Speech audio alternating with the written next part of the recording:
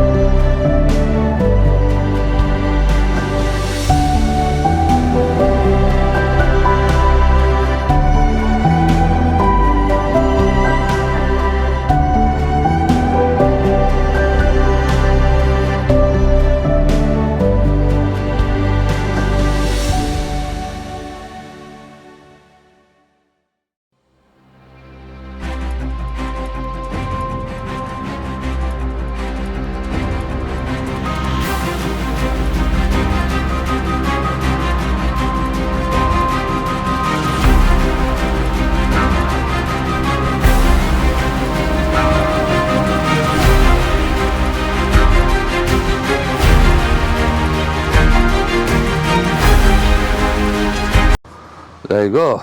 As I said, a rather soggy horseshoe. I could actually just use the footage from last year. It seems to be a yearly occurrence now, the flooding. It has happened a bit earlier this year. It's normally around about Christmas time, but yeah, it's happened again September now, so there we go. These things are sent to testers. I think the problem we have on horseshoe now is the little river between us and the trout fishery.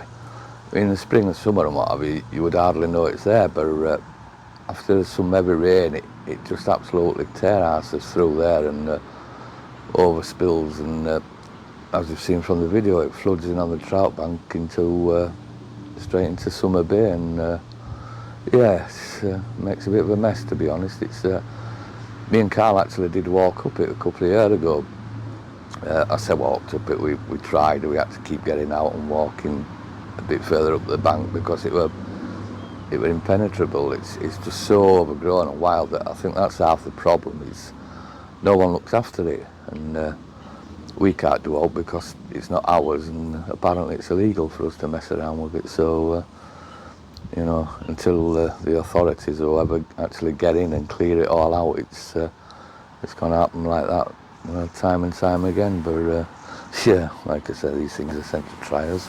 I often think having a lake or looking after a lake is like looking after a child, and the problem we've got is we've got 4 of the buggers, so like having 4 bloody children to look after, you know, it's the same with children. They're all unique. They've all got their own needs and wants and what have you, and you know, as soon as one has a little tantrum and you get it settled down, you know, the other one kicks off, and then you sort that one out, and bang, you're at it again, and you know, the circle just goes on and on. It genuinely is never ending. It always makes me laugh when I hear people say, "Oh yeah, my dream is to have a lake and chill out by it and stuff." I think, you own a lake, you're not chilling out again for the rest of your bloody life. You know, chilling out's the last thing you're gonna do. It's you know, it's not gonna happen. So yeah. Anyway, yeah. So despite the conditions, horseshoes fish really, really well in September. There's some nice fish coming out. There's quite a few fish now coming through, like 34 pound up to 37 pound. You know, noticeably quite a few coming on. So you never know, with another month or so, a couple of months, come November time, you know, there might be some special fish popping up in here. So that's something to bear in mind. It's of course, if the conditions allow. But you know, I think with the conditions, like I never remember it being a problem years ago. Like 30, 40 years ago, if you went to a lake and it were like horseshoe is at the minute, it weren't really an issue. You just got on with it. I don't ever remember it being a problem. That may be rose tinted glasses or something, but yeah, I don't know if it's the advent of social media or just the rise in the popularity of carp fishing in general, or health and safety or whatever it is. But yeah, I don't ever remember it being a problem for not for anglers. I mean, I suppose it's always been a problem for people looking after lakes, but in general, for anglers it weren't really a problem. But there we go. So right, it's still raining again now, so what I'll do, I'll leave you with a few pictures of the fish that have been out horseshoeing since we last spoke, and I'll get dried off and slip into something more comfortable. Right, I'll catch you again soon.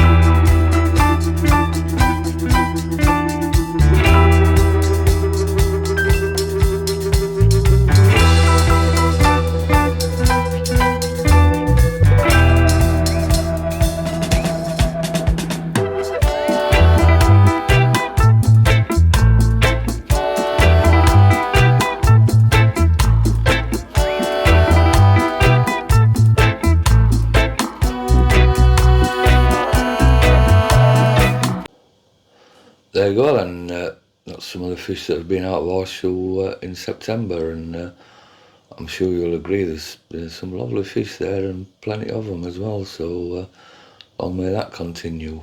I think my favourite picture out there, I mentioned him last video but didn't show the picture, is the 30 pounder caught by young Tyler Bethel. Tyler, I don't know, he'd be 11 or 12. He's the son of one of our bailiffs, Simon, and Simon's been bringing him up to Horseshoe for, I don't know, probably since Tyler could walk and stuff, and so we've all got to know him a little bit, and he's a smashing little lad. He really is. The apple hasn't fallen far from the tree there, because his dad's a nice fella too, and regardless of his fishing, if Tyler grows up to be half the man and decent fella that his dad is, he won't go wrong. But yeah, he's certainly starting off on the right foot with that fish. I think he had 3 altogether, so that's brilliant. Well done, Tyler, and well done, Simon. You've done a good job with the young fella. So yeah, anyway, what else have we been up to? Yeah, it's not just the flooding that's affected us. There's been a few trees down on all the lakes. A couple of big ones down at Farriers, which fortunately Rob and his guys sorted out 2 fairly big trees that they got to work on, and made short work of them. So thank very much to Rob and the guys that helped him out there. There were another little smaller one, more few big branches really that fell down that me and Carl were able to deal with. So thanks to Carl for helping me out with that. And yeah, and myself and Mark went back down to Ashmead again the other week and sorted the big pile of old fencing out, and that were a bloody hard couple of days graft, I'll tell you. So, but yeah, we made a fantastic job on that. I'll show you a bit of video of it, and actually created a bit more of a car parking space as well. So yeah, we're really pleased with that. So thanks to Mark for helping me out down there as well. So yeah, on to the big news then, talking of Ashmead. Hopefully, or no doubt, you're all aware now that we're making some changes to Ashmead in 2025. Well, it's actually started in November this year, but that's not as much of a change as the summer one. What it is, when we first got Ashmead, we thought we'd keep things as they were regarding the booking system and what have you, and see how it played out. And financially, it's been all right for us. It's worked to that extent, but a couple of things recently have brought home a few things to us that we need to change.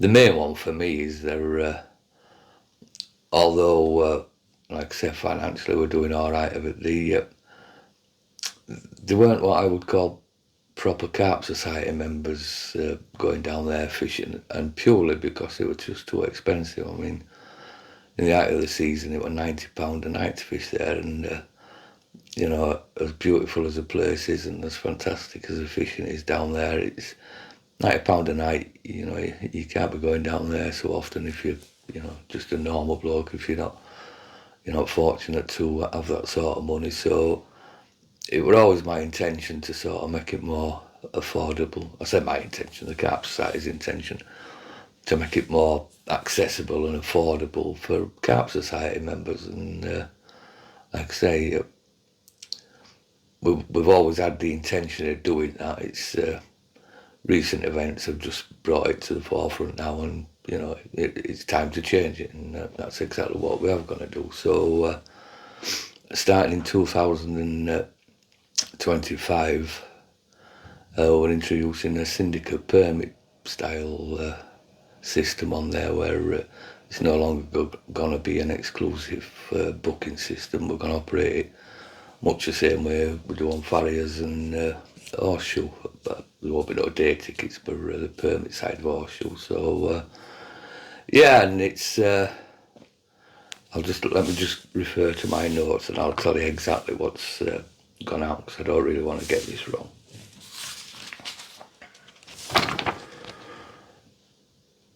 Right then, from the 10th of March next year, we'll be introducing what we call a spring strike, summer, winter weekday syndicate, and a spring summer weekend syndicate. So there'll be like 2 syndicates on there. The weekday one is operating so you'll be allowed on there from Monday 10 o'clock till Thursday 10 o'clock in the morning. And then the weekend one is you'll be allowed on there from Friday 10 o'clock in the morning till Monday 10 o'clock in the morning. We are limiting the number of tickets available. I think we've capped it at 40 on each syndicate. So, and the price is going to be £600, which is still a reasonable amount of money for what you would have paid prior to this for a week's fishing. You can now get 9 months fishing. So it's kind of, although I appreciate £600 is a fair amount of money, it's a kind of no-brainer really. It's it just makes perfect sense, and hopefully Carp Society members will find it affordable and get yourself down there and let's make it into a Carp Society water. It's never really, to me, it's never really felt like a Carp Society water. Most of the guys who fish there were guys that have fished there prior to us buying it, and they've never really taken to the Carp Society owning it. So, it's time to change things and, get some Carp Society guys down there and, let's move on. It's, although we are charging £600 each a ticket, we are taking a financial hit on that. It's not going to bring anywhere near the money that the exclusivity bookings brought in, but to me that's not what the Carp Society is about. As long as Ashmead pays its way and we get some Carp Society guys down there, to me that's what it's all about. So that's what we're going to do, and we're asking people to email in with an expression of interest, and what we'll do then, we'll send you out an application form, fill that in, send it us back, and then we'll get on with sorting through them. And we only announced it about a week ago, and the response has it's been really good. I kind of suspected it'd be received positively, and that's exactly how it has been received. I think people are genuinely excited about having a chance to go down there, and the amount of interest we've had just goes to prove that. So I do expect the permits to sell out, so I would sort of get your skates on and get some email Sabrina and get yourself an application form sent out and send it back in. So it's all good. I'm actually quite excited about it. It's what I will say though, because Ashmead is pretty unique in that it doesn't have designated swims. The syndicate is only going to work as well as the people who are on it allow it to, if you know what I mean. We will have bailiffs down there and stuff, but what you'll be doing, you'll be bivvying up in an area. I kind of describe it, if you think about it, as going to fish on a river. If you're going to fish on a river, you won't plod up next door to somebody you don't know, so the same down there. If somebody's bivvied up in an area, don't be going and plonking yourself next to them unless you've got their permission, and just be sensible about it. What we want to introduce down there is a bit of old school etiquette and bit of thinking, thought for your fellow anglers and whatever. And if everyone goes along with that and does it, it should work fantastically well. It's like I keep saying, it's a beautiful place, and it's it's such a nice, peaceful place to be, and the fishing is great as well. So along with the application form, we'll be sending you a little bit of bumf about what we expect and how we expect people to fish it. But it's all pretty straightforward. We want to leave it pretty sort of chilled out and, let people just go down there and enjoy it. But like I said, that will only work if people go along with it. So, if you're up for a ruck and an argument and stuff, it perhaps isn't the water for you really. we really want it to be a nice, pleasant, chilled out experience down there, and I'm sure it will be. So the only issue we might have is the parking. We haven't got massive parking space in there, so again, there's going to have to be a bit of sorting out between the anglers and a bit of an agreement and stuff where to park. It all depends how many people turn up at once. So I'm saying we're limited for parking. We've got a fair bit of parking space, but if every bugger were to turn up at once, we'd be in a bit of trouble. I mean, the lake's big enough to accommodate quite a lot of anglers. The car park, slightly not so much. So certainly in this first instance, we're going to have some teething problems, but